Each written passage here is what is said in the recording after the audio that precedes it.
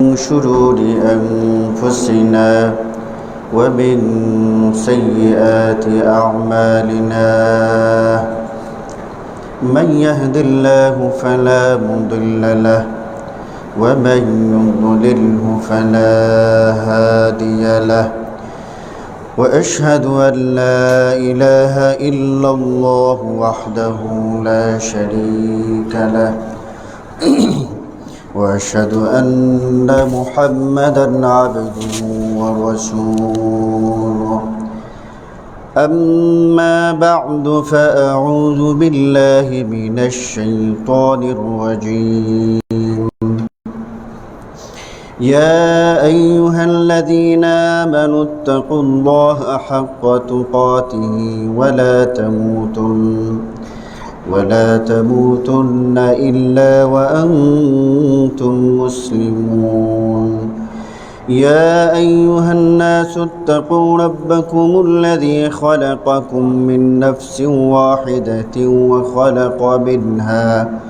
وخلق منها زوجها وبث منهما رجالا كثيرا ونساء واتقوا الله الذي تساءلون به والأرحام إن الله كان عليكم رقيبا يا أيها الذين آمنوا اتقوا الله وقولوا قولا سديدا يصلح لكم أعمالكم ويغفر لكم ذنوبكم ومن يطع الله ورسوله فقد فاز فوزا عظيما اللهم صل على محمد وعلى آل محمد كما صليت على إبراهيم وعلى آل إبراهيم إنك حميد مجيد اللهم بارك على محمد وعلى آل محمد كما باركت على إبراهيم وعلى آل إبراهيم إنك حميد مجيد সমস্ত প্রশংসা মহান আল্লাহ রাব্বুল আলামিনের জন্য, যিনি আমাদেরকে দারুল হুদা মসজিদে জুমার সালাত আদায় করার উদ্দেশ্যে সমবেত হওয়ার তৌফিক দিয়েছেন। আমরা বলি আলহামদুলিল্লাহ।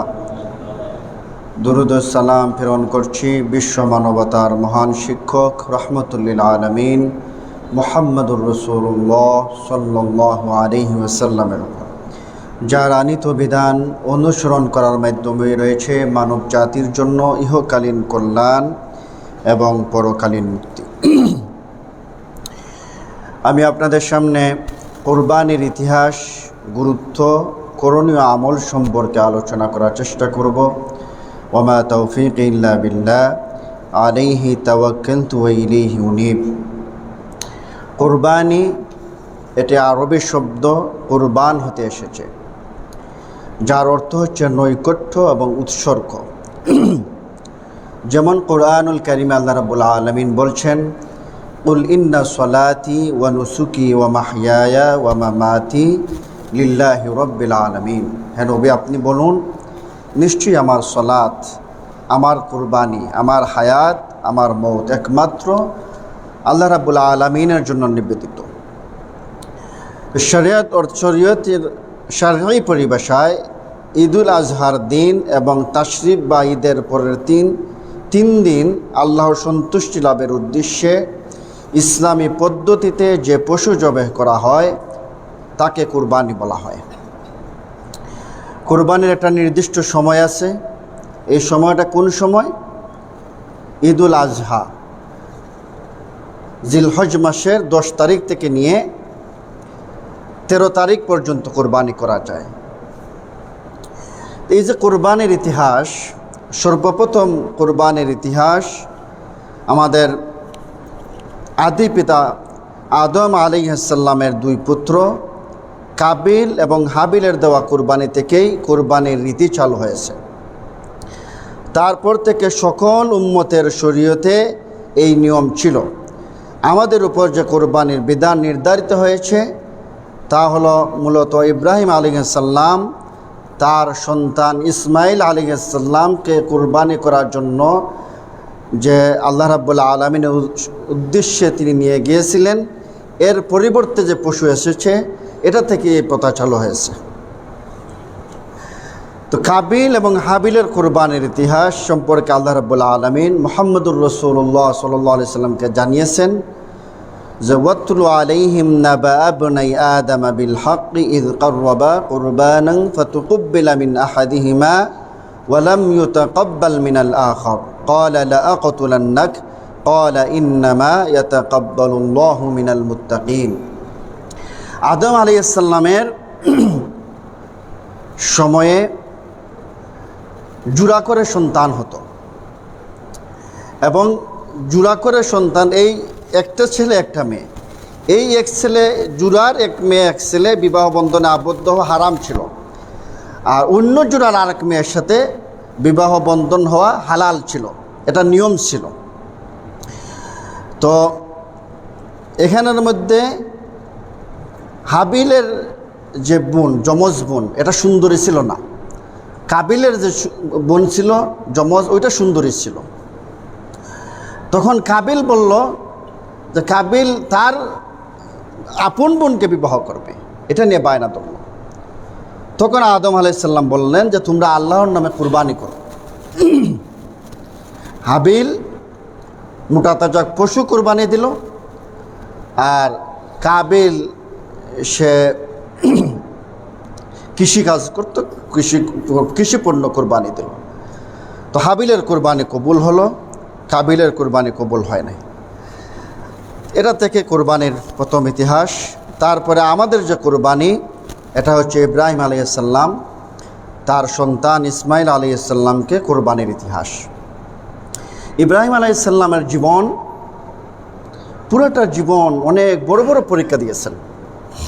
ইব্রাহিম আলাইহিস সালাম যখন তিনি তাওহীদের দাওয়াত যখন দেন, তখন ওনার স্ত্রী সারা আলাইহিস সালাম এবং ওনার ভাতিজা আর কেউ ওনার সঙ্গে ছিল না, সমাজ সঙ্গে ছিল না, পরিবার সঙ্গে ছিল না, বাবা সঙ্গে ছিল না। কিন্তু তাওহীদের দাওয়াত দিতে গিয়ে তিনি পিছপা হন নাই, তিনি বিন্দুমাত্র শিরিকের সাথে আপোষ করেন নাই।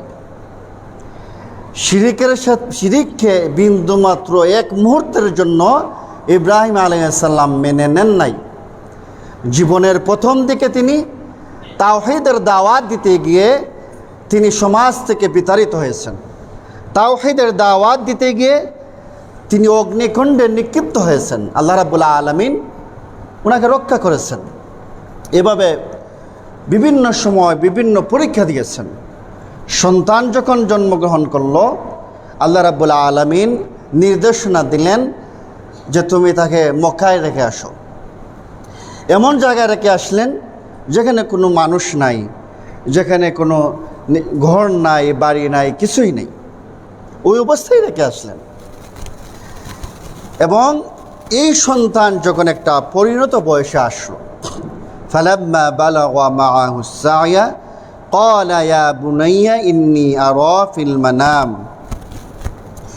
সন্তান যখন একটা পরিণত বয়সে আসলো, ইসমাইল আলাইহিস সালাম, শিশু ইসমাইল যখন একটা পরিণত বয়সে আসলো, পিতার সাথে চলাফেরা করতে পারে এমন একটা বয়সে আসলো, তখন পিতা তার সন্তানকে ডেকে বললেন, ক্বালা ইয়া বুনাইয়া ইন্নী আরা ফিল মানাম, যে হে আমার সন্তান, আমি একটা স্বপ্ন দেখেছি, আন্নী আযবাহুকা ফানজুর মাযা তারা, যা আমি তোমাকে জবাই করতেছি, এই বিষয়ে তোমার মন্তব্য কি? সুবহানাল্লাহ। তখন সন্তান বলল, ক্বালা ইয়া আবাতি ফাআল মা তু'মার সাতাজিদুনি ইনশাআল্লাহু মিনাস সাবিরিন। ইব্রাহিম আলাইহিস সালামের যখন সন্তান প্রয়োজন ছিল, তিনি আল্লাহ রাব্বুল আলামিনের কাছে দোয়া করছেন, রব্বি হাবলি মিনাস সালিহিন, হে রব আমাকে সালেহ সন্তান দান করেন, নেক সন্তান দান করেন। আর সন্তান এমনভাবে গঠন হয়েছে, সন্তানকে এমনভাবে তিনি তৈরি করেছেন, সুবহানাল্লাহ। তিনি যখনই বললেন আমি স্বপ্নে এরকম দেখছি, তোমাকে আল্লাহর নামে জবাই করতেছি, সন্তান সাথে সাথেই বলল, ক্বালা ইয়া আবাতি ফাআল মা তু'মার সাতাজিদুনি ইনশাআল্লাহু মিনাস সাবিরিন। সে আমার পিতা, আপনাকে যা আদেশ করা হয়েছে আপনি তাই করুন, ইনশাআল্লাহ আপনি আমাকে ধৈর্যশীলদের মধ্যে পাবেন। সুবহানাল্লাহ। ইব্রাহিম আলাইহিস সালাম নিজেই বড় ইমানদার, নিজেই পরীক্ষায় পাশ করছেন এমন না, ওনার সন্তানকেও এমনভাবে গঠন করেছেন। সুবহানাল্লাহ। স্বপ্ন দেখার সাথে সাথে বলছেন, সাথে সাথেই সন্তান বলছে আপনি যেরকম নির্দেশনা পাইছেন ওই রকম পালন করেন। সুবহানাল্লাহ। তখন তারা দুজনই প্রস্তুত হয়ে গেলেন। সন্তানকে তিনি আল্লাহর নামে উৎসর্গ করে দিবেন, জবাই করে দিবেন। ওয়ানাদাইনাহু আইয়া ইব্রাহিম।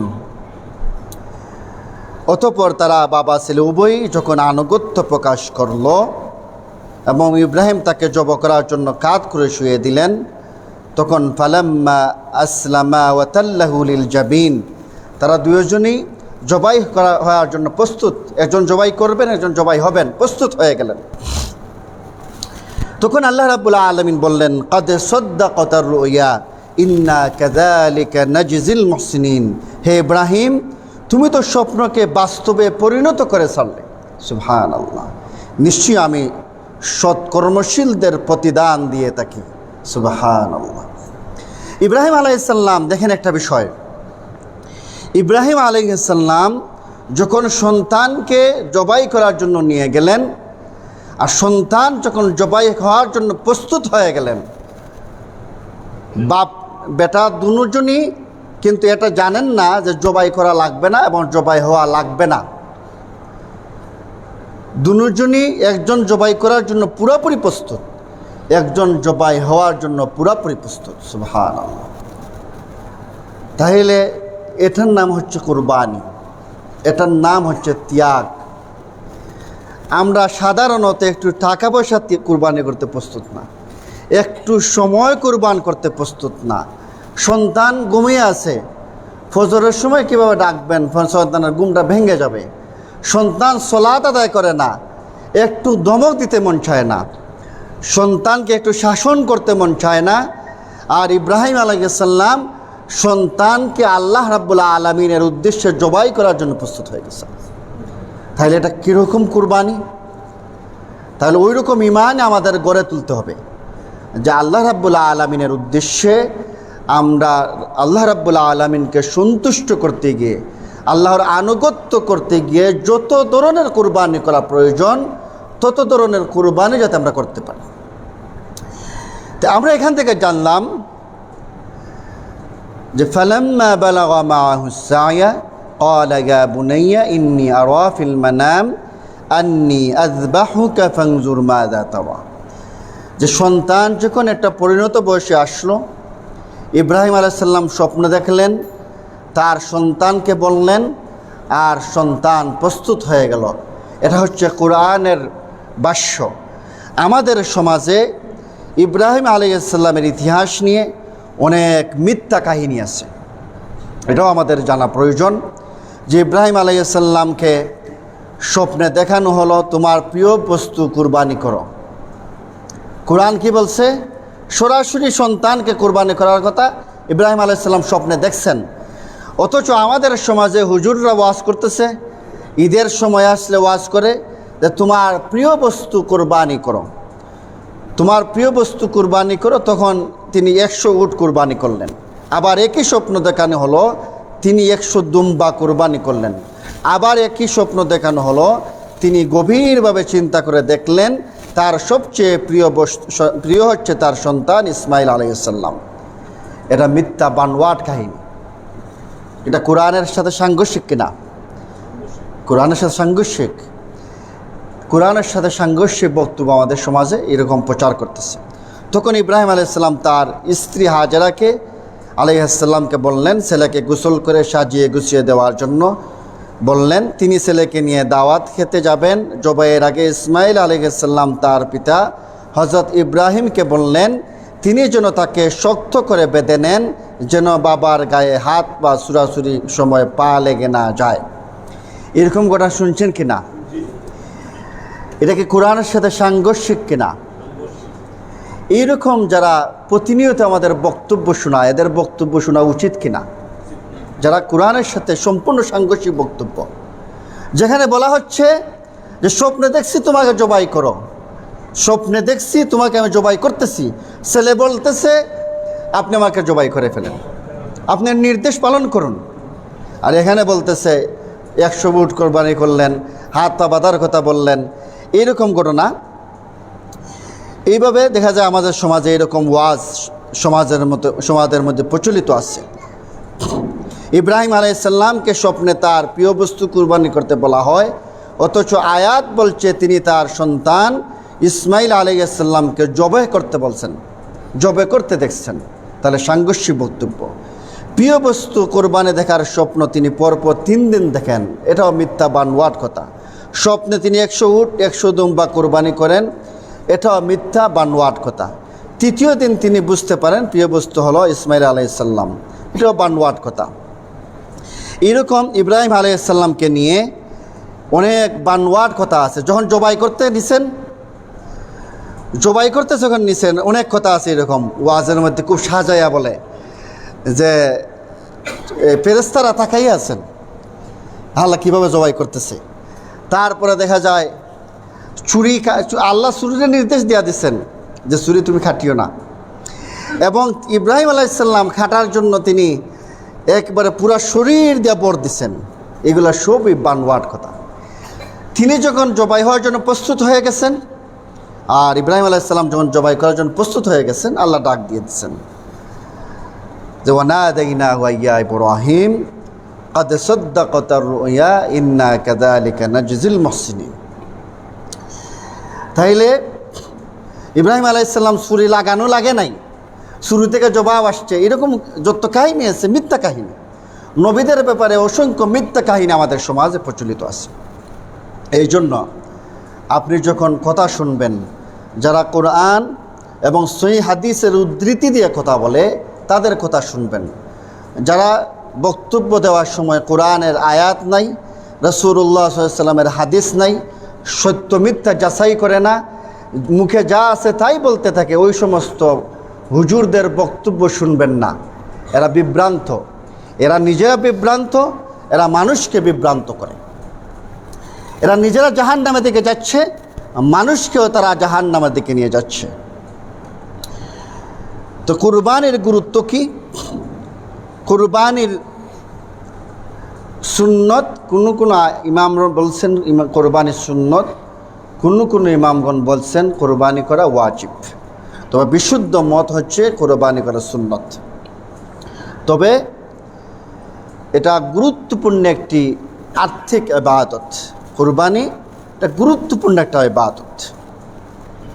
ওয়ালিকুল্লি উম্মাতিন জাআলনা মানসাকান লিয়াযকুরু ইসমাল্লাহি আলা মা রাযাকাহুম মিন বাহিমাতিল আনআম।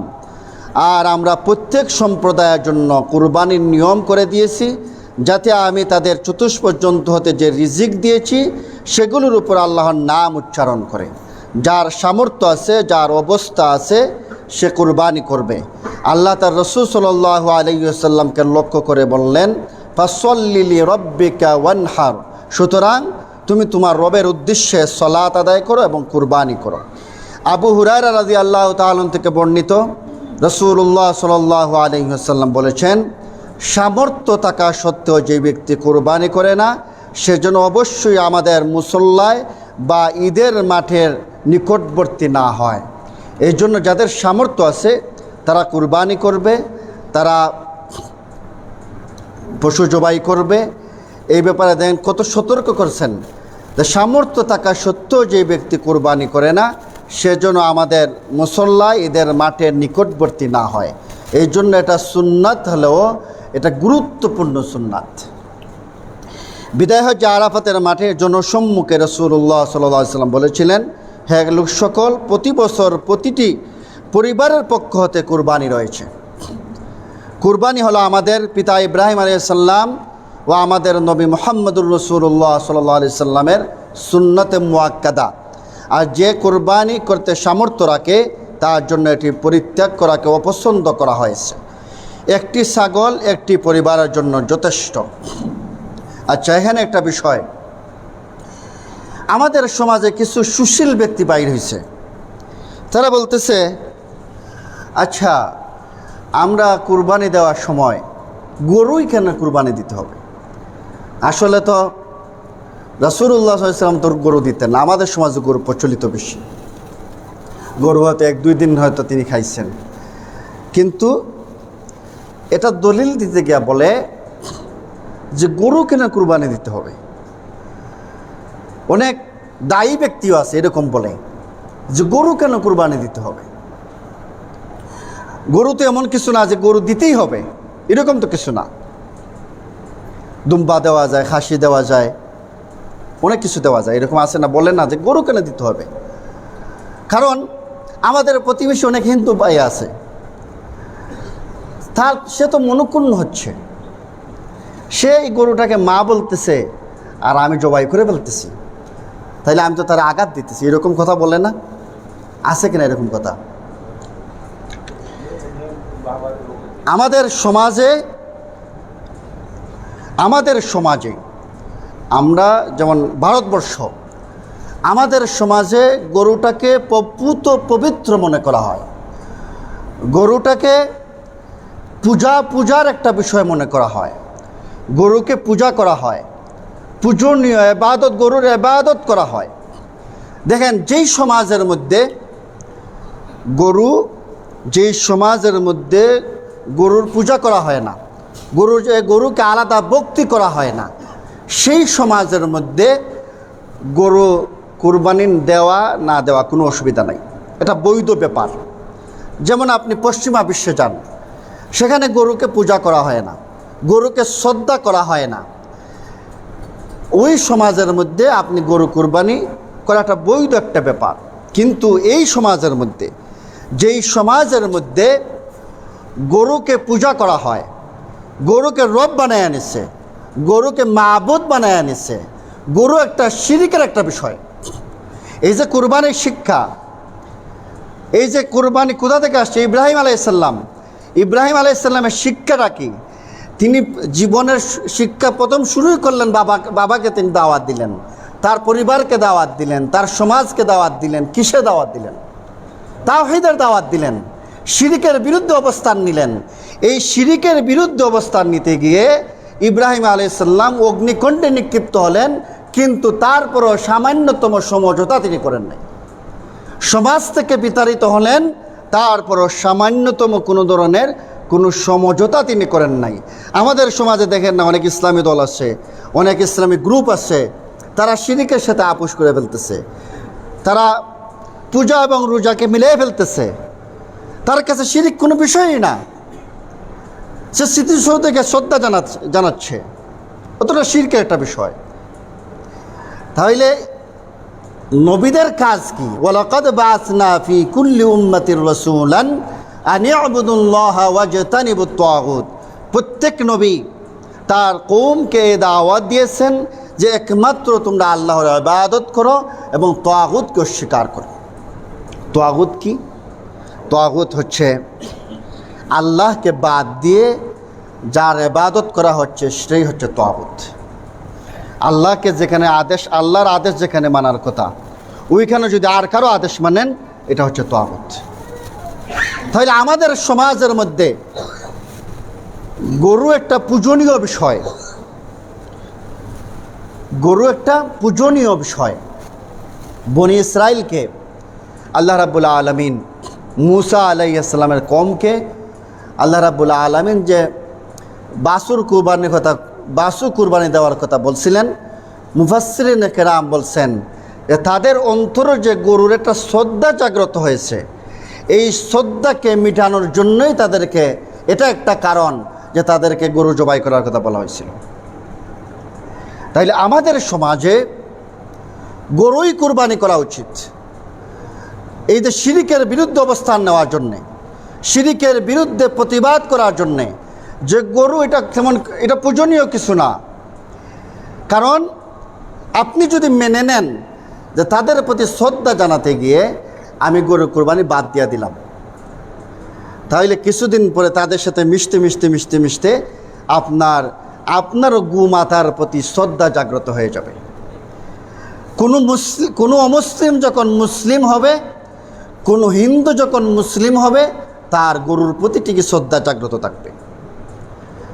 তাইলে এটাকে যেহেতু ইবাদত করতেছে, অতএব এটাকে এখানে কুরবানি করে দেখাতে হবে, যেটা ইবাদতের বস্তু নয়, এটা পূজনীয় বস্তু নয়, এটা প্রতিবাদ স্বরূপ গরুকে কুরবানি করতে হবে।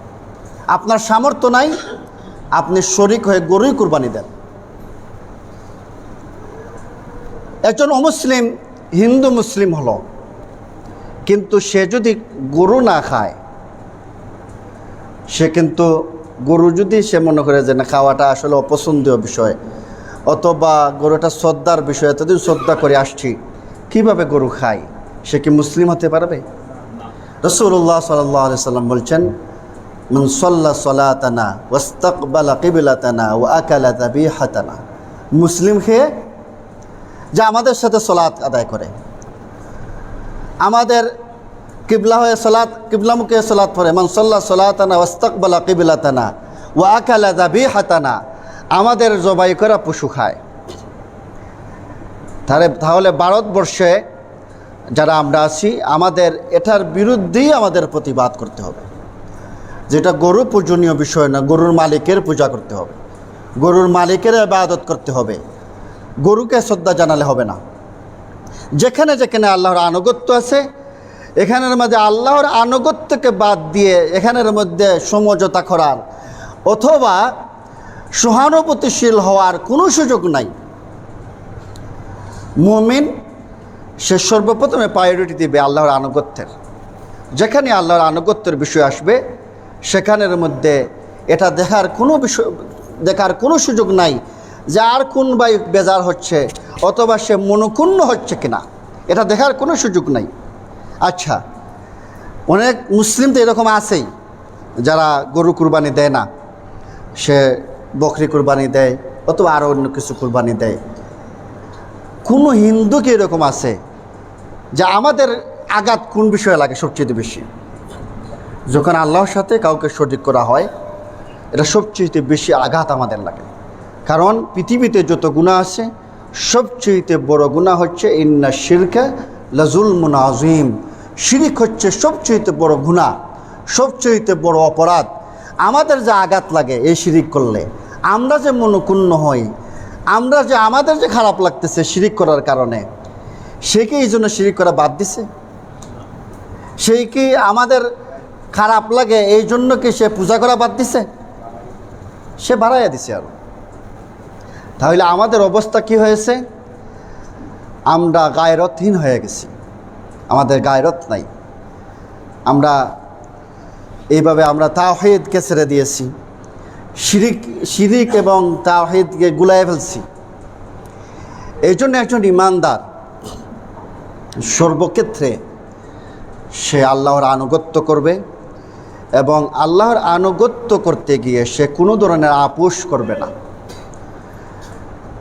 আচ্ছা, আমাদের সমাজে আমাদের চতুর্দিকে যত অমুসলিম আছে, আমরা কি কোনো সময় দাওয়াত দিয়েছি? দাওয়াত দেওয়া কি আমাদের কর্তব্য না? আমরা কি কখনো দাওয়াত নিয়ে গেছি? ওয়াযকুর ফিল কিতাবি ইব্রাহিম ইন্নাহু কানা সিদ্দীকান নাবিয়্যা ইয ক্বালা লিআবিহি ইয়া আবাতি লিমা তা'বুদু মা লা ইয়াসমাউ ওয়া লা ইউবসিরু ওয়া লা ইউগনি আনকা শাইআ। ইব্রাহিম আলাইহিস সালাম তার বাবাকে বললেন, আপনি এমন বস্তুর কেন ইবাদত করেন যেই বস্তু আপনার কোনো উপকার করতে পারে না, যেই বস্তু আপনার কথা শুনবে না, দেখে না, কোনো উপকার করার ক্ষমতা রাখে না, কেন আপনি এটার ইবাদত করেন? তার সেম কথাই বললেন যে আপনারা যে ইবাদত করতেছেন এটা তো কারো কোনো ক্ষতি করারও কোনো তার ক্ষমতা নাই, তার এই উপকার করারও কোনো ক্ষমতা নাই, তাহলে আপনারা এই বস্তুর ইবাদত কেন করেন? আমরা তো আমাদের কোনো প্রতিবেশীকে দাওয়াত দেইনি, অথচ আল্লাহ রাব্বুল আলামিন বলছেন, ইয়া আইয়ুহাল্লাযীনা আমানু কু আনফুসাকুম ওয়া আহলিকুম নারা, যে হে ইমানদারেরা, তোমরা নিজেরা জাহান্নামের আগুন থেকে বাঁচো, তোমাদের আহাল পরিবারকে জাহান্নামের আগুন থেকে বাঁচাও। অথচ আমরা কোনোদিনই দাওয়াত দেই নাই। আমাদের হিন্দুদের সাথে বন্ধুত্ব আছে। বন্ধুত্ব কিসের জন্য? ব্যক্তিত্ব বিসর্জন দিয়ে বন্ধুত্ব। وَيَوْمَ يَعُضُّ الظَّالِمُ عَلَى يَدَيْهِ يَقُولُ يَا لَيْتَنِي اتَّخَذْتُ مَعَ الرَّسُولِ سَبِيلًا يَا وَيْلَتَى لَيْتَنِي لَمْ أَتَّخِذْ فُلَانًا خَلِيلًا। সেদিন হাত কামড়াতে থাকবে যে আমি কেন মুহাম্মদুর রাসূলুল্লাহ সাল্লাল্লাহু আলাইহি ওয়াসাল্লামের আনুগত্য করলাম না, অনুসারী হলাম না। ইয়া ওয়াইলাতা লাইতানি লাম আত্তাখিজ ফুলানান খলিলা, আমি কেন অমুককে বন্ধু হিসাবে গ্রহণ করলাম। হিন্দুর সাথে বন্ধুত্ব করে পূজা দেখতে যায়, কিন্তু হিন্দুর সাথে বন্ধুত্ব করে সে ইসলামী হালাকায় তাকে নিয়ে আসতে পারে না। ব্যক্তিত্বহীন মুসলিম, গায়রতহীন মুসলিম, তার মরে যাওয়া ভালো, তার বেঁচে থাকার চাইতে মরে যাওয়া ভালো। এই সমস্ত 3 নম্বর শ্রেণীর যুবক দিয়ে ইসলামের কোনো ফায়দা হবে না। এই জন্য মুসলিমরা সর্বত্র মার খাচ্ছে, এই জন্য মুসলিমরা সর্বত্র নির্যাতিত, নিপীড়িত। আফাতুমিনুনা বিবা'দিল কিতাবি ওয়া তাকফুরুনা বিবা'দ ফামা জাযাউ মান ইয়াফআলু যালিকা মিনকুম ইল্লা খিজয়ুন ফিল হায়াতিদ দুনিয়া ওয়া ইয়াউমাল কিয়ামাতি ইউরাদ্দুনা ইলা আশাদ্দিল আযাব। যারা কোরআনের কিছু কথার প্রতি ঈমান আনে, কিছু কথাকে অস্বীকার করে, যারা কোরআনকে তার সুবিধা মতো মানে, সুশীলতার সহিত মানতেছে, সামাজিকতা মেনটেন করে কোরআন মানতেছে, যেখানে যেখানে তার সুবিধা হয় ওই সমস্ত জায়গায় ইসলাম মানতেছে, ওই সমস্ত জায়গায় কোরআনকে মানতেছে। যেখানে তার অসুবিধা হয়, গরু জবাই করলে তার হিন্দু বন্ধুর সাথে মনক্ষুণ্ণ হয়ে যাবে, এই জন্য সে গরু জবাই করে না। ইসলামের কথা বললে তার হিন্দু বন্ধুর সাথে তার সম্পর্ক ছিন্ন হয়ে যাবে, এই জন্য সে ইসলামের কথা বলে না। এই যে কোরআনের কিছু কথা মানতেছে, কিছু কথাকে অস্বীকার করতেছে, আল্লাহ রাব্বুল আলামিন বলছেন দুনিয়ার জীবনে জিল্লতির জীবন ছাড়া তার নতিজা, তার পুরস্কার আর কি হতে পারে? আল্লাহ রাব্বুল আলামিন অন্যত্র বলছেন ফালইয়াহদারিল্লাযীনা ইউখালিফুনা আন আমরিহিম আন তুসিবাহুম ফিতনাতুন আও ইউসিবাহুম আযাবুন আলীম। যারা মুহাম্মদুর রাসূলুল্লাহ সাল্লাল্লাহু আলাইহি ওয়াসাল্লামের মুখালিফ কাজ করবে তাদেরকে দুনিয়ার জীবনে ফিতনা পেয়ে বসবে, পেরেশানি পেয়ে বসবে। আবার ওয়ামান আ'রাদা আন যিকরি ফাইন্না লাহু মাঈশাতান দানকা ওয়া নাহশুরুহু ইয়াওমাল কিয়ামাতি আ'মা। যারা কোরআনকে ছেড়ে দেয়, আল্লাহর জিকিরকে ছেড়ে দেয়, আল্লাহর আনুগত্যকে ছেড়ে দেয়, এদেরকে সংকুচিত জীবন দান করা হবে। ভারতের মুসলিমদের অবস্থা দেখেন, বেশি অংশ মুসলিম শিরকে আক্রান্ত, বেশি অংশ মুসলিম কোরআনকে ছেড়ে দিয়েছে, এই জন্য তাদের জিল্লতের জীবন। আমাদের বাংলাদেশের মুসলিমদের অবস্থা দেখেন, বেশি অংশ মুসলিম জিল্লতের জীবন, সংকীর্ণ জীবন, অপমানের জীবন, কোরআনকে ছেড়ে দেওয়ার কারণে। তো ইব্রাহিম আলাইহিস সালাম যে কুরবানি শিক্ষা দিয়েছেন, যে তাওহীদের কথা বলতে গিয়ে, শিরকের বিরুদ্ধে অবস্থান নিতে গিয়ে পুরাটা সমাজ যদি আমাকে মেনে না নেয়, পুরাটা সমাজ যদি আমাকে বয়কট করে ফেলে, আমি পুরাটা সমাজের বিরুদ্ধে চলে যাব, কিন্তু তাওহীদের ব্যাপারে, শিরকের ব্যাপারে কোনো আপোষ করব না। একা থাকবেন, কিন্তু পুরাটা কোরআন মেনে চলবেন। আল্লাহর ব্যাপারে কোনো ধরনের কোনো ছাড় দিবেন না, তাওহীদ এবং শিরকের ব্যাপারে কোনো ছাড় দিবেন না। এটাই কুরবানির শিক্ষা। আল্লাহ রাব্বুল আলামিন আমাদেরকে মেনে চলা তৌফিক দান করুন, আমরা বলি আমিন। এই যে জিল্লতির জীবন, এই জন্যে আমাদের এই জিল্লতির জীবন। আমরা কোরআনকে ছেড়ে দিয়েছি, আমরা সুন্নাহকে ছেড়ে দিয়েছি, এই জন্যে। এটা আল্লাহর কথা, আল্লাহর কথা মিথ্যা হতে পারে না। ওয়ায়াউমা ইয়াউদ্দু যালিমু আলা ইয়াদাইহি ইয়াকুলু ইয়া লাইতানি ইত্তাখাযতু মা'আর রাসূলি সাবিলা ইয়া ওয়াইলাতা লাইতানি লাম আত্তাখিয ফুলানান খলিলা। সেই দিন সে হাত কামড়াতে থাকবে যে আমি তাকে বন্ধু হিসাবে কেন গ্রহণ করলাম। ফ্রেন্ডশিপ করতেছে, এই ফ্রেন্ডশিপটা ইসলামের জন্য না, এই বন্ধুত্ব ইসলামের জন্য না। এই যে সমস্ত ছেলে মেয়েরা ফ্রেন্ডশিপ করতেছে, মেয়ে মেয়ের সাথে, ছেলে ছেলের সাথে, আরেকটা বিষয় আপনি দেখবেন বিশৃঙ্খ সর্বত্র ছড়িয়ে গেছে এটা। এর জন্য এই যে আপনার পরিবারের সাথে, পরিবারের দিকে মনোযোগ দিতে হবে। আপনার মেয়ে কার সাথে মিশতেছে, কোথায় যাচ্ছে, কি করতেছে। পরিবারের মধ্যে হালাকা চালু করতে হবে। কোরআন এবং সুন্নাহর হালাকা পরিবারের মধ্যে চালু করতে হবে, নতুবা আপনি ধ্বংস হয়ে যাবেন। আমাদের মুসলিম মেয়েদেরকে টার্গেট করে করে তারা প্রেমের ফাঁদে ফেলতেছে। তারপরে আপনার মেয়ের সাথে এরকম কাজ করবে, কাজ করে সে ভিডিও ফুটেজ নেবে, তার গ্রুপে সে সরাইয়া দিবে। এইভাবে মুসলিম মেয়েদেরকে টার্গেট করে করে এরকম কাজ করতেছে। অনেক সময় দেখা যায় মুসলিম মেয়ে ইচ্ছা করে তার প্রেমের ফাঁদে পড়ে। অনেক মেয়ে ইচ্ছা করেই তার প্রেমের ফাঁদে পড়ে। আবার আরেক দিকে বিপরীত ঘটনাও আছে। তারা সেহের করার মাধ্যমে, ব্ল্যাক ম্যাজিক করার মাধ্যমে মেয়েদেরকে সে জাদু করে তাদের আয়ত্তে নিয়ে আসতেছে, এরকম কাজও করতেছে। এই জন্য আমাদের সতর্ক হতে হবে। আর এমন বন্ধুত্ব, যেই বন্ধুত্ব আপনার জাহান্নামে যাওয়ার কারণ, এই বন্ধুত্ব করে আমার ফায়দা আছে? এই বন্ধুত্ব করে তো আপনি জাহান্নাম ক্রয় করে নিচ্ছেন। তার সাথে আপনার সম্পর্ক হতে পারে দাওয়া দেওয়ার জন্যে, তাকে দ্বীনের দিকে ফিরে নিয়ে আসার জন্যে, দাওয়া দেওয়ার জন্যে, তাওহীদের শিক্ষা দেওয়ার জন্যে, তাকে শিরক থেকে বাঁচানোর জন্যে তার সাথে সম্পর্ক হতে পারে। এদিকে আমাদের খেয়াল রাখতে হবে। আমরা ঘুমাই আছি আর চতুর্দিকে দেখেন আমরা কীরকম সুশীলতার বক্তব্য দেই, আর ওইদিকে আপনি পশ্চিমবঙ্গের হিন্দু নেতৃবৃন্দের বক্তব্য শুনেন, ভারতের বিভিন্ন জায়গায় হিন্দু নেতৃবৃন্দের বক্তব্য শুনেন, কীরকম মুসলিমকে অপমান করে কথা বলে। ন্যূনতম কোনো শ্রদ্ধাবোধ তাদের মধ্যে নাই। কীরকম নির্যাতন নিপীড়ন তারা করে।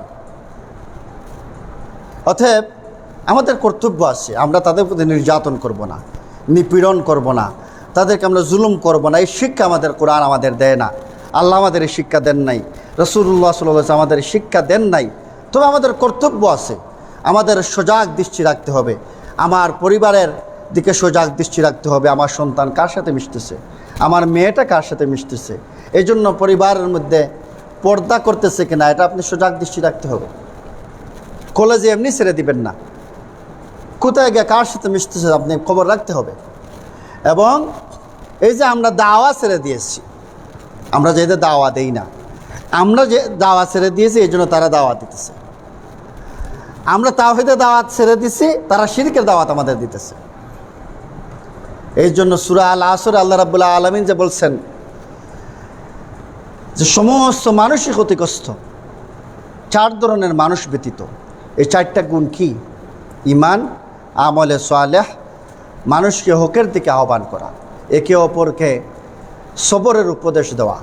এই যে হকের দিকে আহ্বান করা, আমরা এটা ছেড়ে দিয়েছি, এই জন্য আমরা ক্ষতিগ্রস্ত, এই জন্য আমরা লাঞ্ছিত, অপমানিত। আমার প্রত্যেকেই হকের দাওয়াত দিতে হবে, প্রত্যেকেই মানুষকে শিরক থেকে ফিরে আনার জন্য ফিকির করতে হবে, তাওহীদের দিকে দাওয়াত দিতে হবে, এবং আমার ব্যক্তিত্ব বজায় রেখে চলতে হবে। আমার কাছে আসলে যেন সে তার সমস্ত শিরকি কাজ ছেড়ে দিয়ে চলে আসে। আমার সাথে ফ্রেন্ডশিপ করতে আসলে যেন তার শিরকি চিন্তা সব কিছু জেনে ফেলে দিয়ে আসে। আমি কেন তারটা গ্রহণ করব?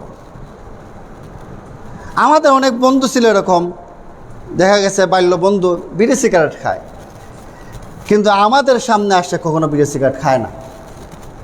দৌড়াইলেই তো ওয়াজ শুনবে, আর দৌড়াইবে না। তো সে তার যত ধরনের নোংরা বিষয় আছে এগুলো সেরে আমাদের সাথে চলতে আসে।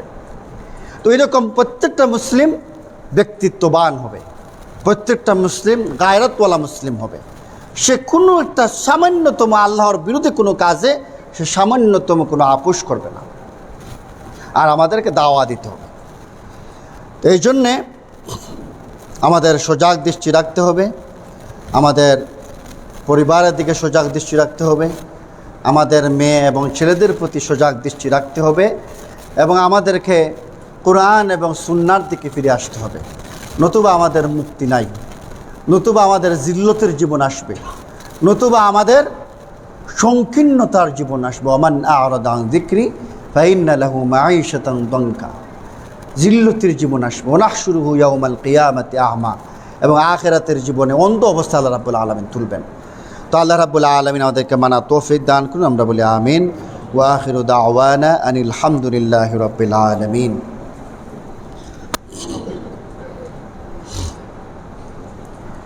আলহামদুলিল্লাহ ওয়াসসালাতু ওয়াসসালামু আলা রাসূলিল্লাহ আম্মা বা'দু ফাইন্না খায়রাল হাদিসি কিতাবুল্লাহ ওয়া খায়রাল হাদী হাদী মুহাম্মাদিন সাল্লাল্লাহু আলাইহি ওয়াসাল্লাম ওয়া শাররাল উমুরি মুহদাসাতুহা ওয়া কুল্লু মুহদাসাতিন বিদআহ ওয়া কুল্লু বিদআতিন দালালাহ ওয়া কুল্লু দালালাতিন ফিন-নার قال الله تعالى إن الله وملائكته يصلون على النبي يا أيها الذين آمنوا صلوا عليه وسلموا تسليما اللهم صل على محمد وعلى آل محمد كما صليت على إبراهيم وعلى آل إبراهيم إنك حميد مجيد اللهم بارك على محمد وعلى آل محمد كما باركت على إبراهيم وعلى آل إبراهيم ইন্নাকা হামিদুম মাজিদ। আল্লাহ রাব্বুল আলামিন আমাদের জীবনের সমস্ত গুনাহ খাতা মাফ করে দেন, আমাদের ছোট গুনাহ মাফ করে দেন, আমাদের বড় গুনাহ মাফ করে দেন, আমাদের প্রকাশ্য গুনাহ মাফ করে দেন, আমাদের গোপন গুনাহ মাফ করে দেন। রব্বানা যালামনা আনফুসানা ওয়া ইল্লাম তাগফির লানা ওয়া তারহামনা লানাকুনান্না মিনাল খাসিরিন। হে আমাদের রব, আমরা নিজেদের নফসের উপরে বড় জুলুম করেছি, আপনি যদি আমাদের ক্ষমা না করেন আমরা ক্ষতিগ্রস্তদের অন্তর্ভুক্ত হয়ে যাব। আমাদের সম্মান মর্যাদা এটা তাওহীদের উপর নির্ভর করে। আমাদের সম্মান রয়েছে ইসলামের মধ্যে, আমাদের সম্মান রয়েছে আল্লাহর আনুগত্য করার মধ্য দিয়ে। এই জন্যে আমরা আমাদের সম্মান মর্যাদা, আমাদের ভয়হীনতা, এগুলো সব কিছু আল্লাহর আনুগত্যের মধ্যে। আপনি দেখেন ইব্রাহিম আলাইহিস সালাম যে দাওয়া দিলেন, ইব্রাহিম আলাইহিস সালাম যে সমাজের বিরুদ্ধে অবস্থান নিলেন, কেউ সাথে নাই, কোনো শেল্টার নাই, কোনো মানুষ নাই, কোনো ধরনের লোকবল নাই, কোনো দলীয় পাওয়ার নাই, কিছুই নাই। ভরসা কার প্রতি ছিল? আল্লাহ রাব্বুল আলামিনের প্রতি ভরসা ছিল। এই জন্য আমাদের সর্বাবস্থায় আল্লাহ রাব্বুল আলামিনের প্রতি ভরসা করবে। মুসলিম মাত্রই আল্লাহ রাব্বুল আলামিনের প্রতি ভরসা করবে। সে যদি একজনও মুসলিম থাকে, ইব্রাহিম আলাইহিস সালামকে যেভাবে আল্লাহ রাব্বুল আলামিন অগ্নিকুণ্ড থেকে আপনি রক্ষা করেছেন, ওই রকম একজন মুসলিমও যদি তাকে হবিগঞ্জের মাটিতে, এই একজন মুসলিমকে আল্লাহ রাব্বুল আলামিন রক্ষা করবেন। মূসা আলাইহিস সালামকে যেভাবে রক্ষা করেছেন ওইভাবে রক্ষা করবেন। যদি ওই রকম ঈমান, ওই রকম আল্লাহ রাব্বুল আলামিনের প্রতি তাওয়াক্কুল থাকে, ওই রকম যদি আকীদা বিশ্বাস থাকে, যেমন রাসূলুল্লাহ সাল্লাল্লাহু আলাইহি সাল্লামকে আল্লাহ রাব্বুল আলামিন তার সাথীগণকে যেইভাবে রক্ষা করেছিলেন, যেভাবে সহযোগিতা করেছিলেন, মাত্র ৩১৩ জন সাহাবী ১,০০০ অমুসলিমের মাধ্যমে জয়লাভ করেছে। এইভাবে দেখা যায় যতবারই অমুসলিমের সাথে মোকাবেলা হয়েছে ততবারই মুসলিমদের সংখ্যা কম, অমুসলিমদের সংখ্যা বেশি। এবং মুসলিমদের অস্ত্র নাই, মুসলিমদের প্রযুক্তি নাই, মুসলিমদের কিছুই নাই, শুধুমাত্র ঈমান ছিল। ঈমান থাকার কারণে আল্লাহ রাব্বুল আলামিন সাহায্য করেছেন। তাহলে আমাদের এখনও যদি ঈমান থাকে, আল্লাহ রাব্বুল আলামিন সাহায্য করবেন কিনা? তাহলে ঈমানের মধ্যেই আমাদের সম্মান, ঈমানের মধ্যেই আমাদের মর্যাদা, ঈমান আনয়ন করার মাধ্যমে আমাদের নিরাপত্তা। আল্লাহ রাব্বুল আলামিন আমাদেরকে সমস্ত ধরনের শিরিক এবং বেদাতকে পরিত্যাগ করে কোরআন এবং সুন্নাহের একনিষ্ঠ অনুসারী হওয়ার তৌফিক দান করুন, আমরা বলি আমিন। একমাত্র আমাদেরকে কোরআন এবং সুন্নাহর দিকেই ফিরে আসতে হবে। কোরআন এবং সুন্নাহর দিকে ফিরে আসলেই মর্যাদা পাবেন, কোরআন এবং সুন্নাহর দিকে ফিরে আসলেই নিরাপত্তা পাবেন, এবং আপনি ইবাদত করে মজা পাবেন, স্বাদ পাবেন। যখন কোরআন এবং সহিহ সুন্নাহর অনুসরণ করবেন তখন ইবাদত করে মজা পাবেন, ইবাদত করে তৃপ্তি পাবেন, আপনার অন্তরে সাকিনা নাজিল হবে। সুবহানাল্লাহ। আল্লাহ রাব্বুল আলামিন তৌফিক দান করুন, আমাদেরকে বেদাত থেকে বেঁচে থাকা তৌফিক দান করুন, হারাম থেকে বেঁচে থাকা তৌফিক দান করুন। আমাদের মুসলিমরা যেখানে নির্যাতিত আছে, নিপীড়িত, আল্লাহ রাব্বুল আলামিন সাহায্য সহযোগিতা করুন, আমাদেরকে নিরাপত্তা দান করুন, আমাদের সম্মান মর্যাদা বাড়িয়ে দেন, আমাদের এই মসজিদকে কোরআন এবং সুন্নাহের একটা মারকাজ বানিয়ে দেন। আমাদের মধ্যে যারা অসুস্থ আছে তাদেরকে সুস্থতা দান করেন, আমাদের মধ্যে যারা মুসিবতে আছে তাদের মুসিবত দূর করে দেন, আমাদের মধ্যে যেই পেরেশানিতে আছে তাদের সেই পেরেশানি দূর করে দেন, আমাদের মধ্যে যারা ঋণগ্রস্ত আছে তাদের ঋণ থেকে মুক্তি দান করেন, আমাদের মধ্যে যেই ব্যক্তি যে কষ্টে আছে আল্লাহ রাব্বুল আলামিন তার সেই কষ্ট দূর করে দেন, আমাদের মধ্যে যারা কবরস্থ হয়ে গেছে তাদের কবরকে জান্নাতের বাগান বানিয়ে নেন, আমাদের মসজিদকে যারা টাকা দিয়ে, পয়সা দিয়ে, শ্রম দিয়ে, বুদ্ধি দিয়ে যে যেইভাবে সহযোগিতা করতেছে আল্লাহ রাব্বুল আলামিন সবাইকে কবুল করে নেন। রব্বানা তাকাব্বাল মিন্না ইন্নাকা আনতাস সামিউল আলিম ওয়া তুব আলাইনা ইন্নাকা আনতাত তাওয়াবুর রহিম। ইন্নাল্লাহা ইয়া'মুরু বিল আদলি ওয়াল ইহসান ওয়া ইতা'i যিল কুরবা ওয়া ইয়ানহা আনিল ফাহশাই ওয়াল মুনকারি ওয়াল বাগই ইয়া'iযুকুম লা'আল্লাকুম তাযাক্কারুন ফাযকুরুনি আযকুরুকুম ওয়াশকুরু লি ওয়া লা তাকফুরুন।